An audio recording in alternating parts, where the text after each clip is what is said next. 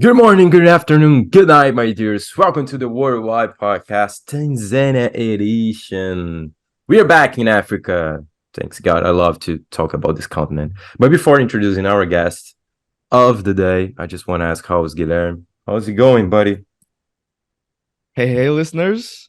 I'm all good. Still cold in Chile, literally today. Could not wake up. Wanted to stay in bed. But I'm so excited to talk about literally the heart of Africa. First thing that comes to my mind when I think of Africa is either Kenya or Tanzania. Maybe because of the Lion King, Madagascar 2, Yeah, Wow. yeah. something like that. For literally Kenya and Tanzania. So I want to jump right into this episode. I'm so excited.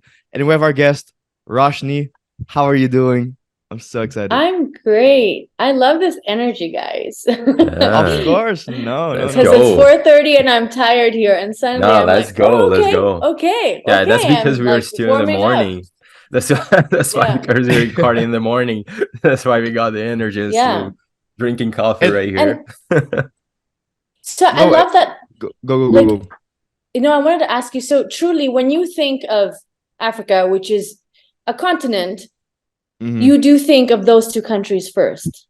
Because of, I think, the animal kingdom and the savannas, which is interesting because Mm. And Africa the has so many Serengeti. different biomes, right? It has North of Africa, Mm-hmm. which is very Arabic influence. Then you've got the Mm-hmm. West North, which is all a whole different thing. It's the French part of almost the Mm-hmm. of Africa. Then you've got the savannah, the jungle part, Congo, Uganda, Rwanda. And then you've got like the savannah part, which is the south, and still like the Mm. deserts and everything. But for some reason, I always think back to Kenya and Tanzania. Yeah, because It's again, I Yeah. crazy. think the Lion King and all those different portrayals of the media of Africa. Yeah. Yeah. That's great 100%. to hear. That's great to Yeah, the hear. first the first countries that come to my mind, that's maybe because of the Portuguese influence, are Angola and Mozambique, because we speak Portuguese right here, so we got lots Mhm. lots of friends from there. So that's why the first countries that come to my mind. The first country is Angola, because I got tons of friends right there, Mm. and yeah, in the second Mozambique probably. Yeah, Wow. 100%. maybe Yeah. because of the And Portuguese all very influence. different. Yeah, Very they different. are. They are. Yeah, Angola is And that's it. rich. Mozambique is quite the opposite. Nowadays, kind of. Yeah, it used to be more Yeah. rich. Luanda is Yeah, is is Mhm. still one of the most expensive cities in Africa, but not the rest of That I did not Angola. know. yeah, That yeah, I did not know. It's That's quite, yeah. crazy. yeah, to live. I mean, the cost of living is higher. Hmm. Even higher than Cape Town? I'm not sure. Mm. It's up there, Yeah, yeah, but I'm yeah, not sure if it's higher than Cape Town. Yeah, for Yeah. sure. in So, par to Cape Town. mhm. Okay, I go want to ahead. jump right into your career because I think it's fascinating, and for me, it's Fascinating. Hmm. beautiful because I was also in the entertainment business, and I kind of still am. And I love photography. So you are a travel photographer who specializes more in documentary, and you travel around the continent of Africa. Can you explain a little bit what that is? Yeah, sure. So I am a conservation photographer, actually. So documentary conservation photographer, and I focus on conservation, healthcare, and education because education and healthcare are very instrumental in conservation. And what Mm. we mean by conservation is stories of people, because when people think of conservation, they think, oh, there you go, you're probably in the Serengeti with your huge 600 to 800 millimeter lenses taking pictures of wildlife. And although that's true, it's only a fraction of what I do. So it's mostly Mm. working with communities around conservation areas or communities that are corridors where animals pass through. And so I work with different organizations that work with communities to improve conservation, whether that's working with human wildlife conflict or how to use your resources better, like tree resources better, or Mm. so that you're conserving the nature around you. Is it mostly for And NGOs or is it right. also NGOs? So 80 to 90% it's NGOs.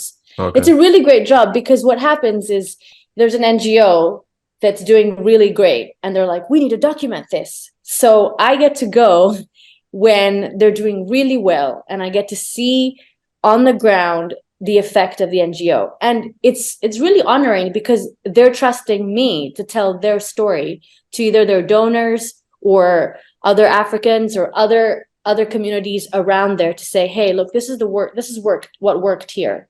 Can we implement it somewhere else? I can give an example of like elephant human wildlife conflict is something that's prevalent in northern Tanzania, southern Tanzania too, actually, all of Tanzania, where elephants will cross through corridors. As the population of Tanzania has increased, we're at 60 million, the population of elephants has decreased.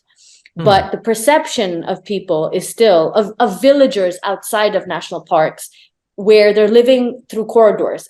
Elephants have they're incredibly smart, and they follow the same corridors. When I say corridors, these pathways that they'll follow to get like their to streets, the roads. Yeah, it's their streets, and like literally, I've had drone shots of it.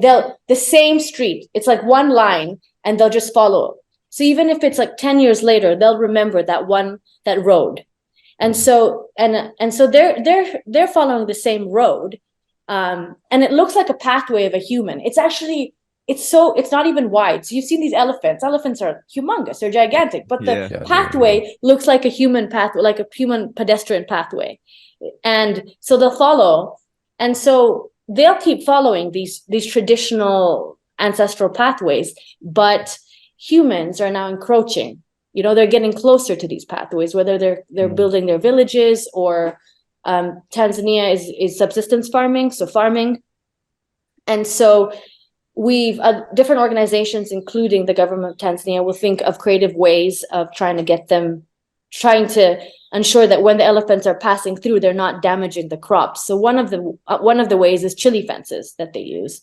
And it doesn't work throughout Tanzania, and it works in smaller areas, but one of the organizations called me and was like, can we document this? And so that's the kind of thing I get to do. I get to go out there, see how they dip, like a whole team of rangers will dip their hands in oil. Like this is oil from used car oil. Yeah. So literally like petrol that's already used. Petroleum. Yeah. So it's, and then and then put chili powder. So you've got to wear masks. And so dip it in and then create a fence. So dip the cloth in. So now the oil, the chili powder will stick to the oil, and then it dries out, and then you drip it, and then you put it against, and you just create you line it up like a clothesline. Yeah. Like, and it becomes a barrier that then the elephants don't want to pass through because of the chili powder, because they don't because they don't like the smell. So creative ways of and that's just one. There's also new projects with beehives, with the buzzing, etc. So these are the type of projects I get to do, and then I get to be out there to document that. See all and that. so It's fascinating. I would say it must be just this one thing. It must be so fulfilling, especially for NGOs, because normally they're always constituted by very passionate people. And they want to really do this, even like voluntarily, and they need more people like that. So these people have to be passionate by heart, because they're mostly doing it without the pursuit of money, just the pursuit of accomplishing their goals. And their goals is usually to help something, help a cause, and again doing switching these animal paths without harming the animals. How can we do this? Cloths, petrol, and chili powder. Yeah, and they're the guys out there who have to then explain to the villagers what's happening, right? Because these guys are volunteers from the villagers a lot of the time, because they have a passion for elephants, for example, and a passion for conservation. But they're also villagers, and so they know when an elephant attacks not attack. Well, there's many cases of attacking as well. If there's a bull that attacks and a child going to school, for example, or raids crops. And so then they have to mitigate and say, hey guys, look, I know that I'm doing this work for the elephants, but also I love you guys as villagers too. So they have to sort of mitigate the relationship of saying, okay, elephants are great. I know you guys don't think elephants are great because they're affecting your crops, right? And so they're put in a hard position.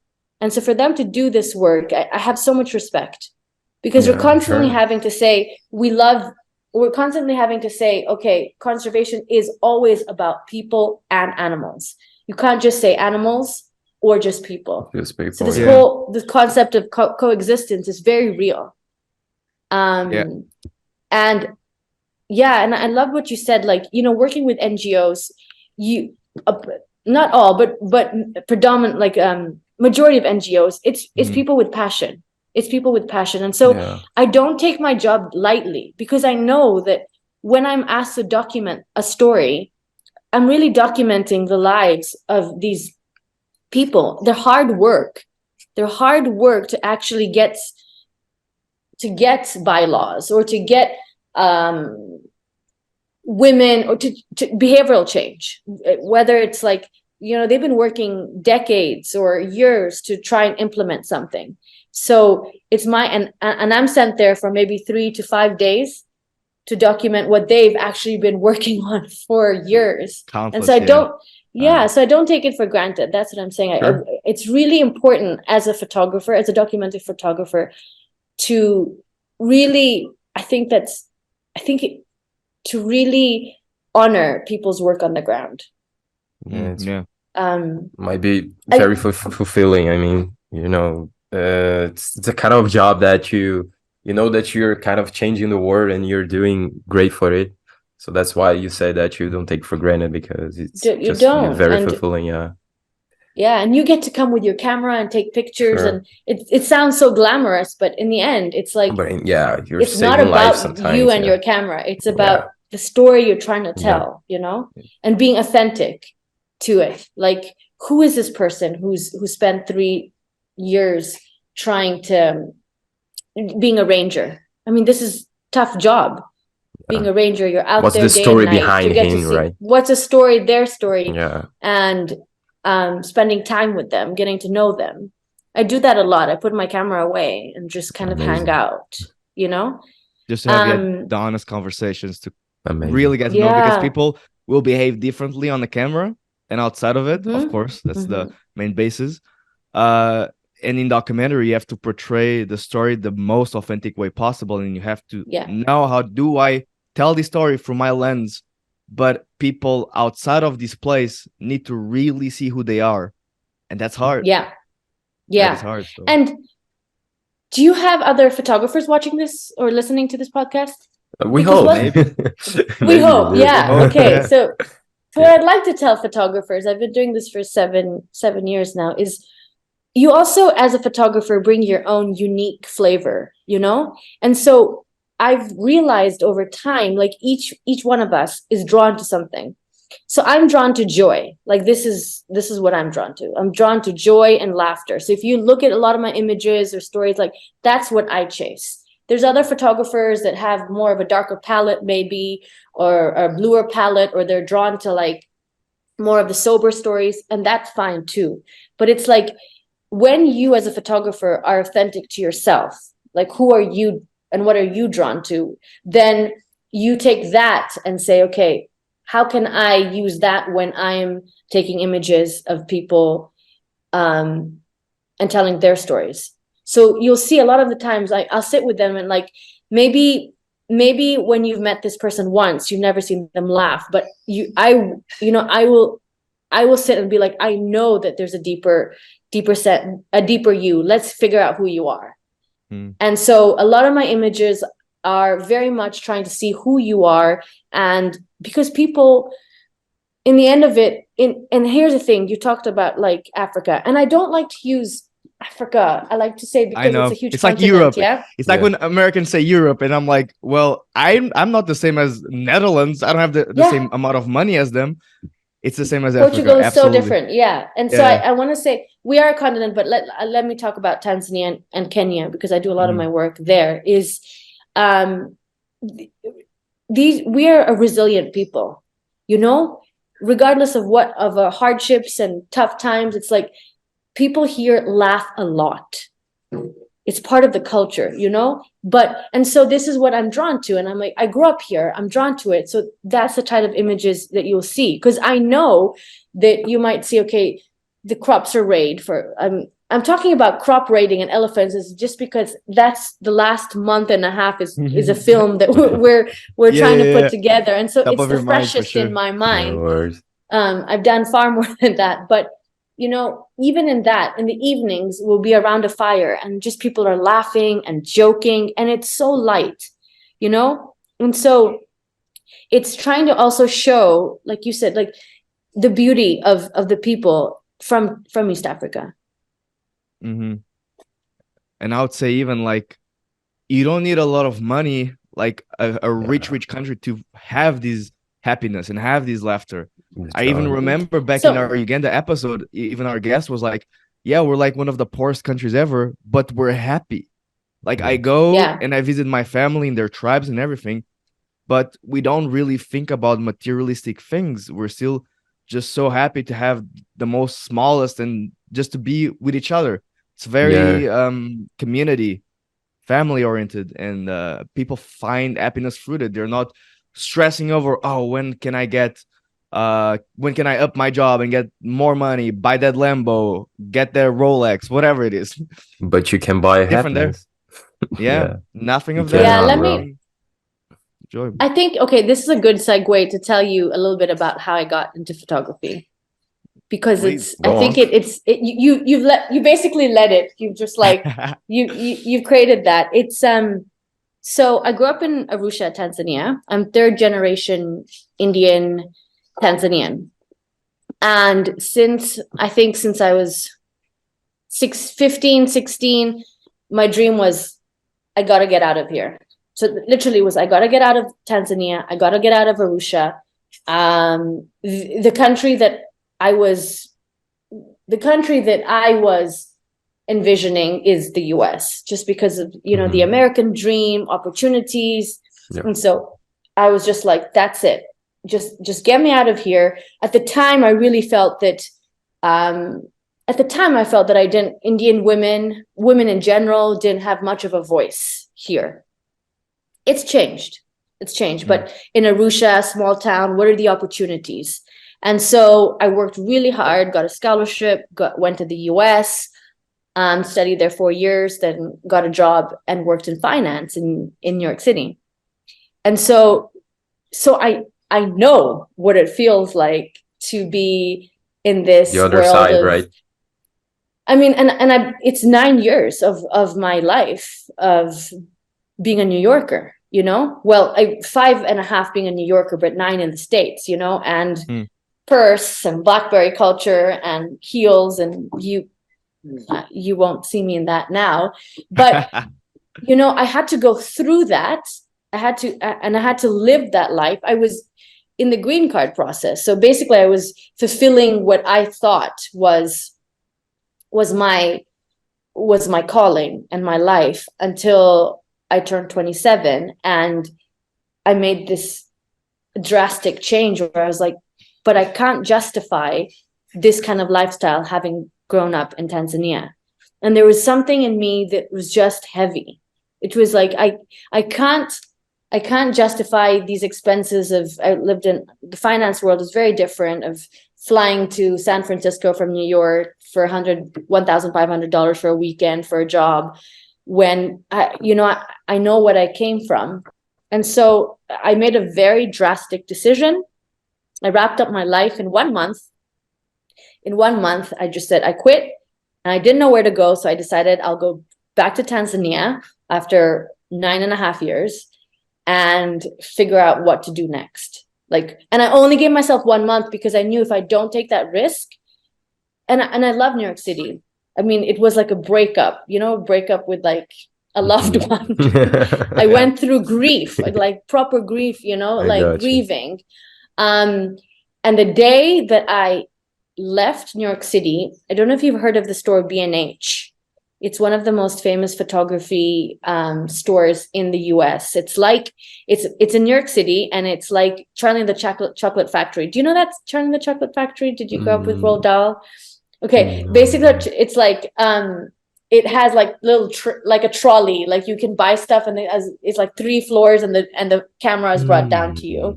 It's very fancy. But I the last day I went and bought, like the hours before I was leaving New York City, I bought my first DSLR and Oh, came back to so Tanzania. so that was the only time that you had a camera when you were It's the only leaving New time. York. Yeah. Ah, So Wow. I left and then I came back and it took 3 years to actually find what my calling was. Yeah.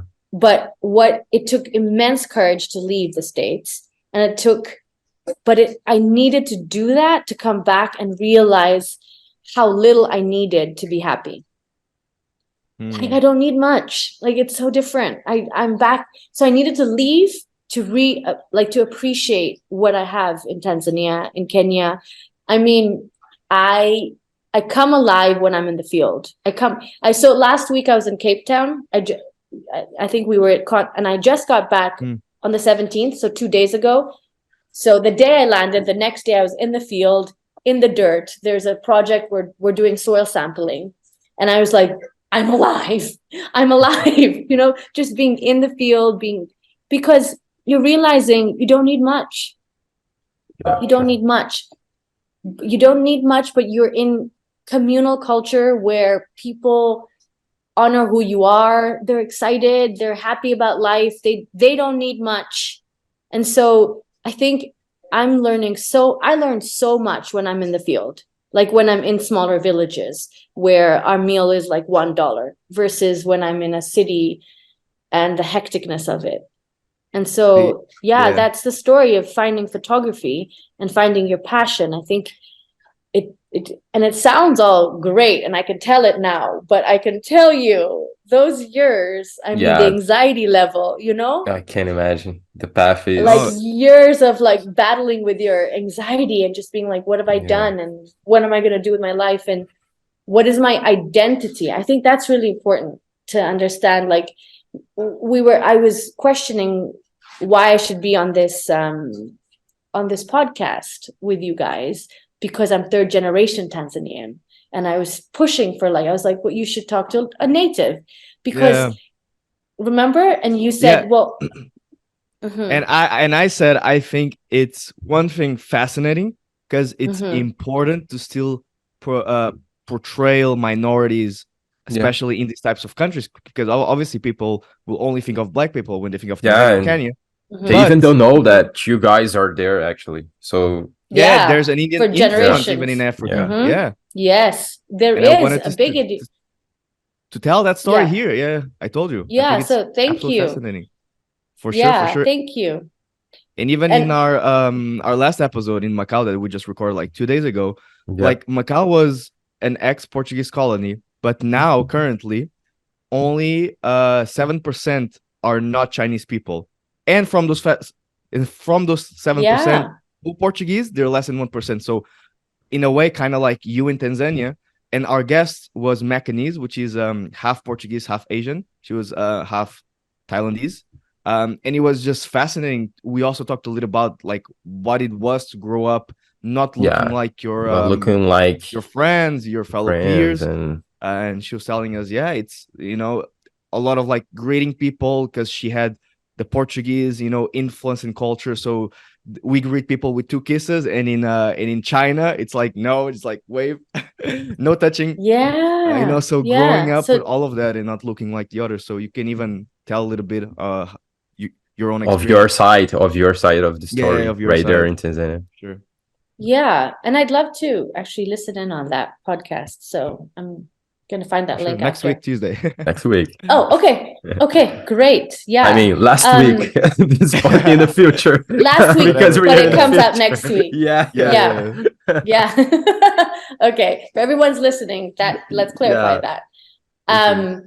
But with me, it was identity, being third culture, and that's what I was alluding to when I was saying, do I do this call? Because you really try to figure out what is your identity when you are a third culture kid, when you're a third generation Tanzanian, where I'm asked for my passport if I'm going to do any local things. If I want to take the ferry from Dar es Salaam to Zanzibar, the island, I'll say, because there's different prices for locals and foreigners. And so then I have to actually Yes. So there's a lot of the touristy things in Tanzania, where there's national parks, lodges in national parks, the ferry from Zanzibar to Tanzania. There's local price and foreign price. And so, and I think the aim is to subsidize, right? Foreigners will help subsidize some of that cost. And locals generally can't afford it. So their income per month and per year is much lower. Mm-hmm. But I have to actually show my passport, because even if I speak Swahili, I've got an accent when I speak Swahili. So it'll be like, okay, I know you may be, but can you just show us your passport? So that's something I carry around, and so with that, you're trying to figure out what is your identity. And living in New York City, it was the first place in my life where I felt that it didn't matter what my identity was. I became a New Yorker because everyone, it's a melting point. And so, and so coming back to Tanzania and understanding, okay, really, because at the time I was like in the green card process too. I was like, well, I might as well get a green card, because at least I'm not asked my identity in New York, and here all the time I'm asked. And so it took going there to coming back to figure out, like, hey, your identity isn't linked to how much money you make in finance, or isn't linked to the country you're from, but it's really like where your passion is and where your heart is.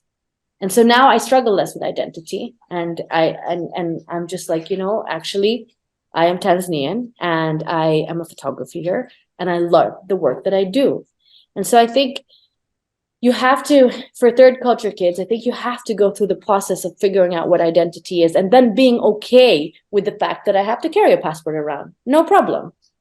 That's what comes with being a third culture, and it's a certain privilege. Like I got to go to international school, hence I have this accent. I mean, there's privileges that come with looking like this.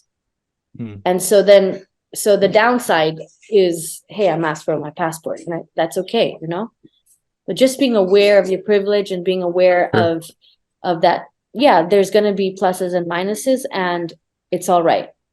Yeah, I like what you said. It all comes from what your heart really wants, and just is projecting in a way, because again, identity, like, even like some people in Portugal, they've grew up in Portuguese. Even, for example, Chinese people, we have a lot of Chinese people in Portugal. I mean, there's Chinese people everywhere, but these Chinese people, they speak Portuguese like me, but they're still like said, oh, you're asked always, oh, you're not from here, are you? Blah blah, all these things, but they're fully Portuguese. And I think I remember speaking with one of them. He also said something around those things, like the heart. Like, I really like the culture here in Portugal. I love how people are in here, the Portuguese, food, everything, and I feel more Portuguese than I feel Chinese. So as long as my heart knows that, and I'm putting that out here in the country, I'm going into community events, just helping out community and whatever it is in Portugal. I belong here and not in China. So and they're born there, right? So they're first generation. And it's moving that way.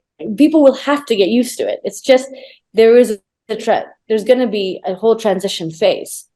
Sure. It's just the way that we're moving. It's a far more interconnected world now. That's crazy, and it's actually awesome to hear from you guys those perspectives, because here in South America, I mean, not in the whole South America, but here in Brazil especially, we are a melting pot right here, like the States. Like, we have all kinds of people. We have blacks right here, we have Indians, we have Chinese, we have dozen of minorities right here. So we don't feel like this. It's nice to hear those stories, of you guys feeling, outside. But then we have this perspective that back in the scratch of our podcast, we were talking about happiness and with poor people and kind of stuff. We have favelas right here, and in other favelas right here, mainly people are black, you know, and they are the most happiness person here in Brazil are in favelas, you know. So yeah, so it's kind of different, you know, how the world is divided, let's say. And it's very nice to hear from you that you how you felt, and with your passport, you know, story right there. Yeah. And but back when you were a kid, how was it with your friends, you know, raising among, you know, Tanzanians, like natives, let's say? How was it during your childhood? So I think mine's quite different because I was, again, very privileged to go to international school. And that's a game changer. It's why I have this accent. It's not because I lived in the States for that long. It probably was that helped, but I've had this accent since I was 4 years old. And so for my parents, they're both born here. And so to them, it was really important. You know, for them, it was like English is the language forward. And so yeah, you know, this like English language forward, they really, really worked hard for my sister and I to be able to have the privilege to go to international school. And so because of that, a lot of my friends were international and still are. And then when I wasn't in school, I was with a lot of my family. We have a huge family. My dad is part of 7 siblings. And so, yeah. Full Indian. I love it. Yeah. Do you guys want to come say hi? Can we introduce my nieces? Sure. Come, please. Come on. Do you want to say hi? Yeah, just come. Don't be shy. Come on. Come over here. on. Nanu, do you want to? So this is the reason why I love my life in Tanzania. This is That's amazing. Hello. Hi. this is Anna. This is Kiara. Hey, Kiara. And asking me about my life as a photographer and my life as a Tanzanian. So Kiara is really interesting. Her dad's from India. Wow. And she was born here. So what are you? What do you consider yourself? Indian. Oh, you Indian. You can All right. All right. Oh. She's And sincere. And you? Indian. Indian. You're both Okay, Indian. but Tanzania. They And love you their backgrounds. So. you have a Tanzanian passport. Still. Okay. So That's amazing. because her father is Indian and he's very proud to be Indian. Where is he from in India, by the way? Where's he from? Your dad. India. Where in India? North India. North India. North He's from India. Dehradun. Mumbai, around that area. I think that's North India. Goa. Go is in the south. No. I think it's in the north. I think I remember Yes, checking. it's in I the could be wrong. south. Go on. The south. Yeah, maybe. That's amazing. That is amazing. Okay. Amazing. Oh, wait. Nice to meet you, girls. I can't hear you guys. So we're going to continue. Nice to meet you, girls. Thank you. Thank you for saying hi. Thank you. All right. Bye. Thanks. Kiara, she wants to speak with us. She wants to stay. She wants to speak with us. Come over here. Yeah. Okay. No, that's amazing. Yeah. Amazing. You're so cute. Yeah, they're one of the reasons why I try to come back. When I try to plan my shoots, I try to come back weekends or holidays so I can spend time with them. So it's their holidays right now. So that's really important part. It's like the balance of when you're working and traveling so much.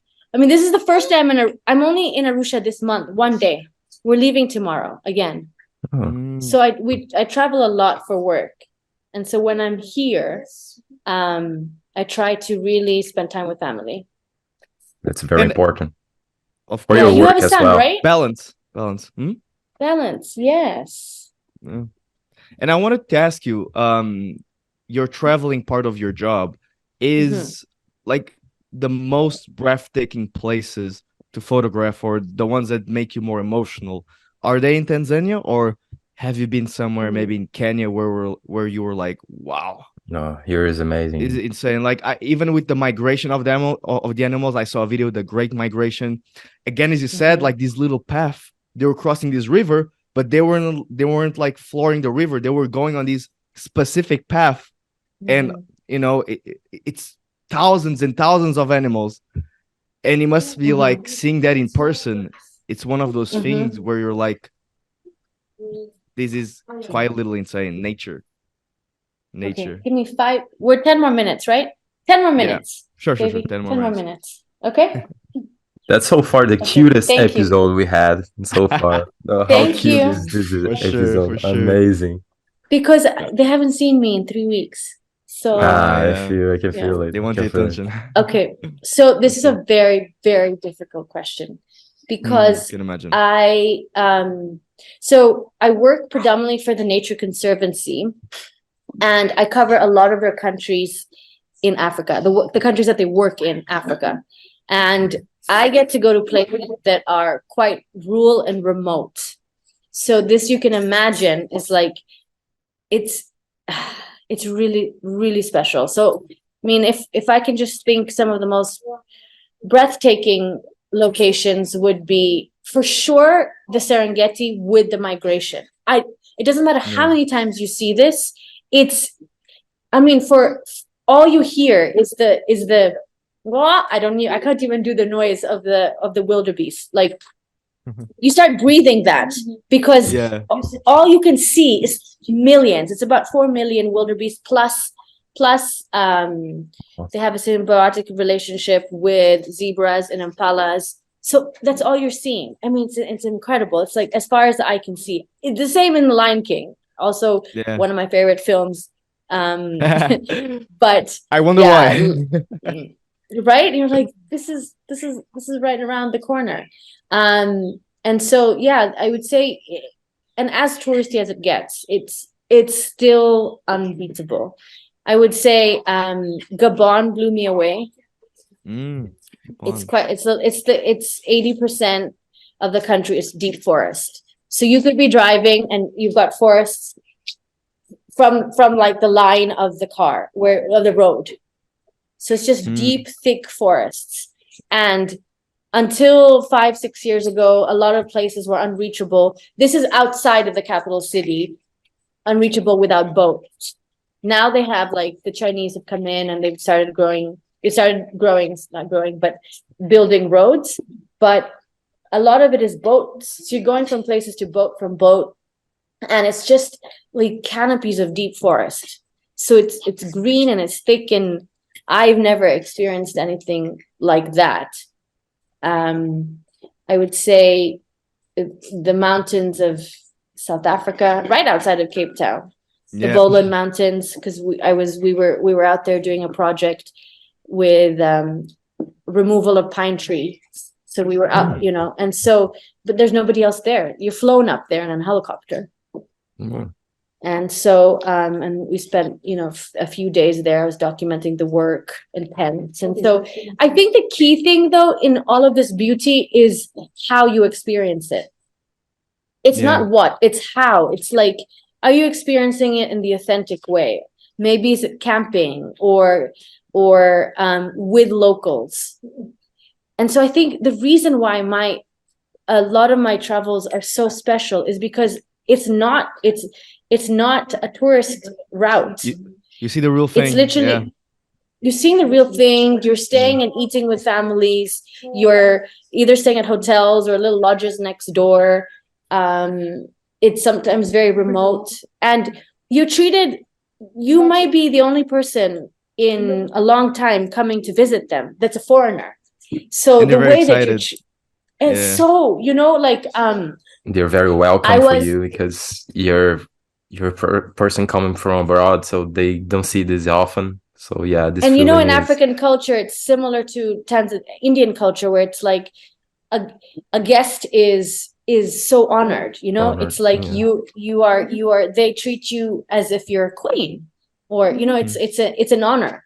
It's not like, sorry, in the West where where it's like, I'm in New York. We have to, and I understand if it's a different lifestyle. Yeah. But yeah, go- it's a different. I But- can imagine like you had friends in New York, you would go eat at their places and they were like, "Oh, can you Venmo like $5 to Yeah, for the yeah, cost it's just of the food?" different. It's Yeah, different. Yeah. And here the little they have, they're sharing, right? Let me course, give you an yeah. example. Like, so we in Namuli, and it's Mount Namuli and Nampula district in Mozambique. And the only way we could go up there was you take a motorbike and then you have to hike up. And so we're documenting like beehive keeping. And so because we were up there, I was like, we have to stay here a night. Like we didn't plan to, but it was like the footage, morning footage, there's no way that we can leave. And so Ignacio is his name. He was like, okay, come stay with us. And I mean, he Ignatius. was yeah. Shout out to He- Ignatius. yeah, he was, and like we're around a little, he went down and got rice and beans for us, and then and it took like 3 hours to cook, by the way, because it's beans that hasn't been soaked, you know what I'm Yeah. saying?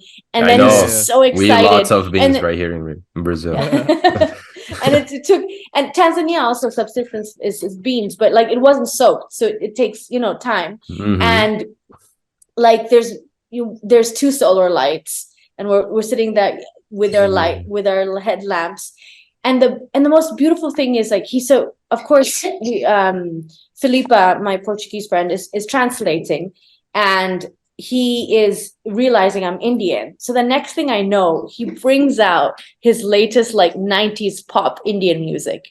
He had gone like and I was like, I know this song. He goes, yeah, I love it. And he has a whole selection of Bollywood songs on his Wow. like USB stick. Yeah.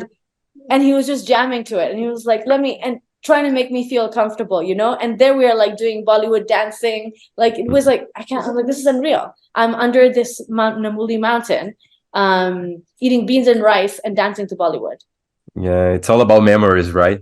You've collected lots yeah, of good and memories on it.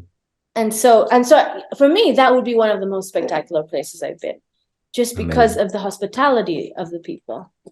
How unique it was. Even the whole experience. Like, no, you could never have those expectations there.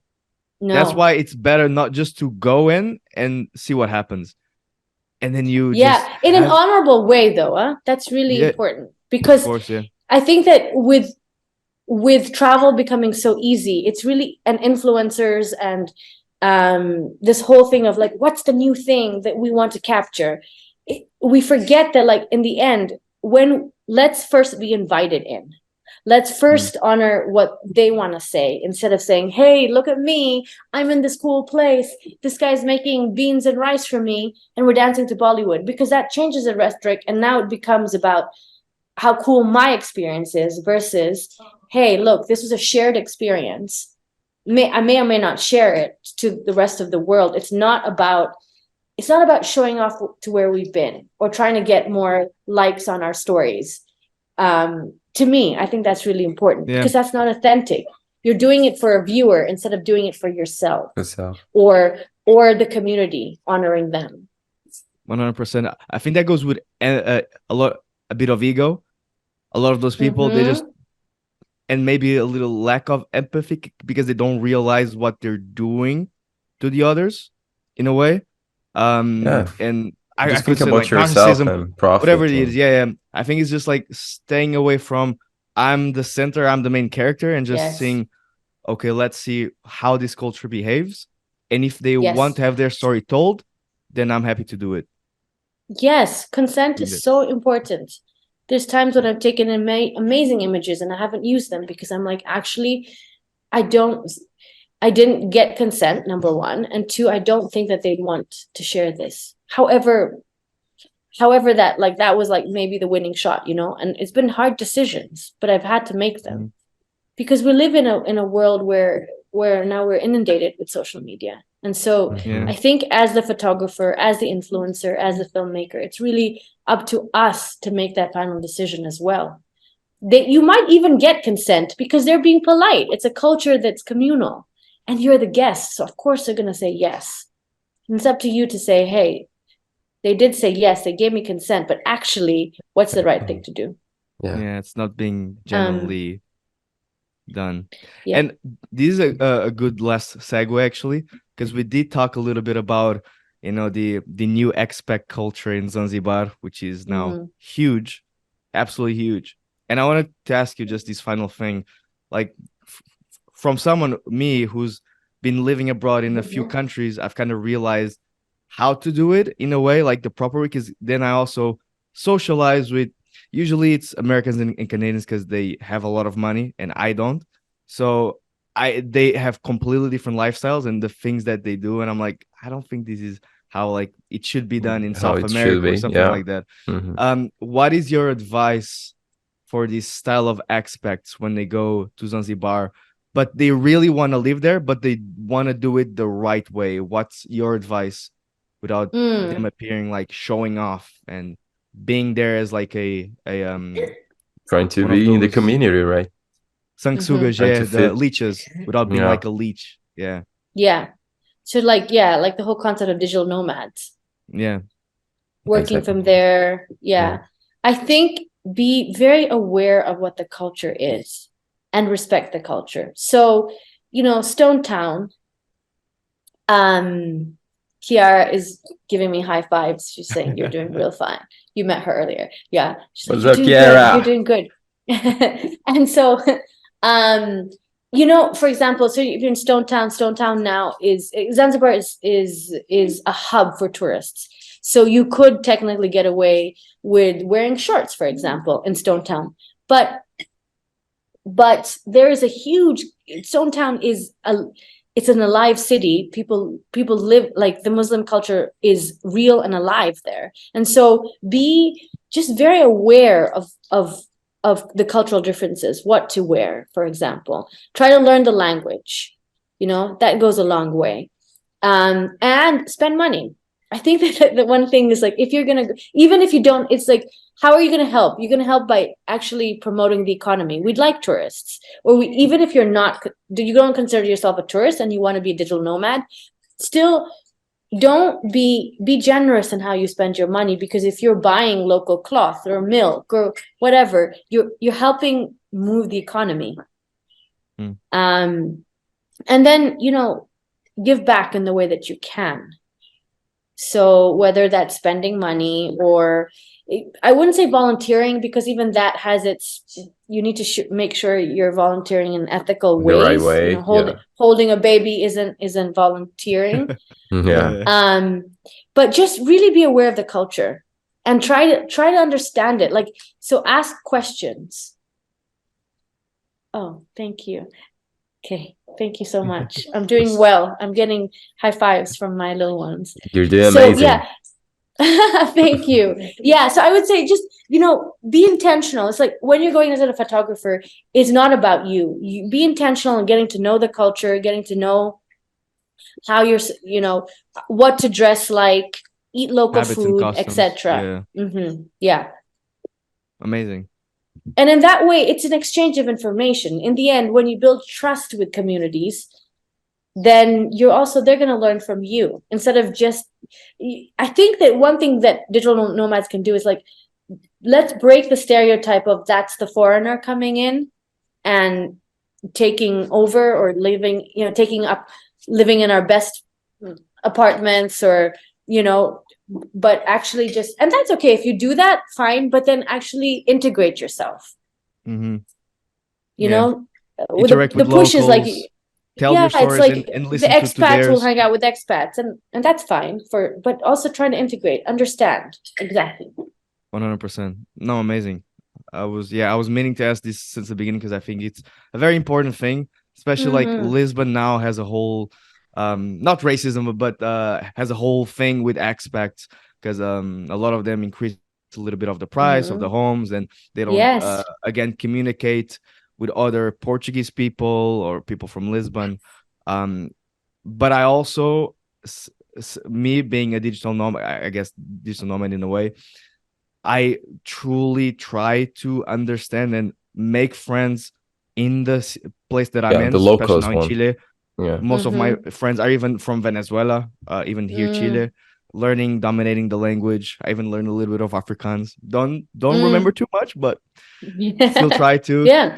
Because it was Mhm. really interesting, and yeah, it's an interesting topic to me. How to do it in the most ethical way possible, Mhm. and just Mhm. to appear local, because I think that's really important, especially Yeah. in these countries. Yeah. Try to integrate. You don't have to change who you are, but just be interested Yeah. in the culture and be respectful and spend money. Mhm. Yeah. 100%. That's Eat I pretty. local love it. food. Mm. I That's love it. pretty cool. Well, Roshni, we are coming to an end of our podcast. What an inspirational story you told us all along this 100%. amazing episode. Thank you so much, first of all, for accepting the invitation, for being part of, for taking time to record with us. Thank you so much. But before finishing up in our podcast, we just do a question with every single episode, very deep question. And Guilherme, feel free, buddy. which was The kind hold of is answered already, but we're still yeah, it's already going to. answered during the podcast. Yeah. But yeah, just to I think keep, so. just to keep this. Let's Tradition. So, go. Yeah. 100%. So, Roshni, what if I asked you, what is the thing that makes you the most proud about being from Tanzania? Especially, when you went Or to the US and abroad. you would say, I'm from Tanzania. I can imagine the look of their faces. They're like, not India, Tanzania. Mhm. What would be Mhm. the thing that followed that to kind of demonstrate your passion of the place that you're from? Mhm. I just got goosebumps.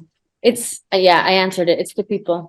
Yeah. Yeah. It's the communal culture. It's unity, laughter, resilience.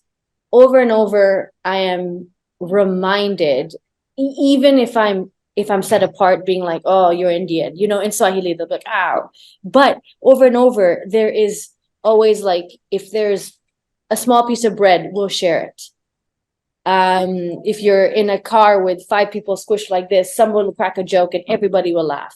So it's just they choose life. I think that's what it is. People here, regardless of their, and as a generalization, but regardless of their hardships, because there are, it is still an emerging. Well, it's still a poor country outside of the major cities, and there's many struggles, but they choose life constantly. And I think that's what, yeah, it's like, and you forget until you're hanging out with them and hang out with Tanzanians. They choose life. Amazing. She's telling you guys did a good job. Nah, Great. Thank come you so Good on. much, question. You Kiara. too, Kiara. Come on, come over here. Come over here, Kiara. Come in. Thank you so much. Already. Your, very special participation Well during our podcast right spoken. here. Yeah, It's really, really well spoken. yeah, and it's incredible just to hear all of these great stuff about Tanzania and yourself. Again, being a minority Indian in Tanzania, your perspective on all of that, switching It's careers, incredible. Yeah, it's finance to photography, Mm. the Yeah. boring old What a finance change. in New York, corporate US, and going to become a natural documentary photographer for conserve Thank you. topics. I love that. Yeah. Really love that. Amazing. Thank you so much, Russian, Thank you, for sharing your guys. story. What an amazing story. I really felt like a bit in your story because I've lived abroad, I've lived in Europe, and then I came back to Brazil just to see my people. And yeah, and of course there was a lot of anxiety, going on after this change, but in the end we know we did the right thing. And wow. Well, thank you so much for Yeah, this. thank you for sharing that. Yeah. And look at you now doing these podcasts, Yeah, meeting I people see. from around. I mean, You it's see. like, yeah, there's impact. Yeah, for And real. your country For needs real. you. Like in the end, like For real. you have all this knowledge you're sharing. Sure. For real. Well, Thank you, to our guys. listeners, thank you so much for reaching until the end of this amazing episode. And Guilherme, once again, thank you so much, buddy, for 100%. helping with me. And to our listeners, be sure to follow us on all our social media at Podcast WWP. That's Instagram and Facebook. And be sure to leave us a review on good old Spotify and Apple Podcasts. Tell us what you thought about these amazing episodes. The story, Tanzania, Africa, everything. Please do. And we'll see you guys next week with a brand new country and episode. Bye-bye. See you guys. And thank you Bye. so much, Kiara, for being part of our podcast. You're part of this podcast as well. You're going to send the credits for you too. Yay! Thank you amazing. guys. Thank you for your flexibility. All course. right. Bye. See you.